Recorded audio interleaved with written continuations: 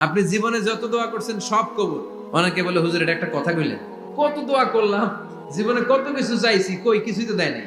5টা আল্লাহ মেয়ে দিয়েছে, একটা ছেলের জন্য কাবাঘর ধরেও দোয়া করে আসছি, কই আল্লাহ দিল না। আর আপনি ওয়াজে কোন যত দোয়া করছেন সব কবুল করে নিছে কে?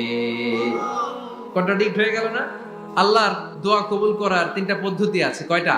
3 পদ্ধতিতে কবুল হয়। পদ্ধতি নাম্বার 1, কোন বিষয় আল্লাহর কাছে চাইলেন, দোয়া করলেন, আল্লাহ বলে দেব, দেব বলেই তিনি দিয়ে দেয়, ফলে আপনি পেয়ে যান, আপনি খুশি। পদ্ধতি নাম্বার 2, আপনি আল্লাহর কাছে কিছু চাইলেন, আল্লাহ তখনও বলে বান্দা তোরে দেব, রিজেক্ট করে দিলাম, এটা বলে না, দেব তবে এখন না, পরে দেব, কখন দিলে আমার জন্য ভালো, আমার চেয়েও ভালো জানে কি।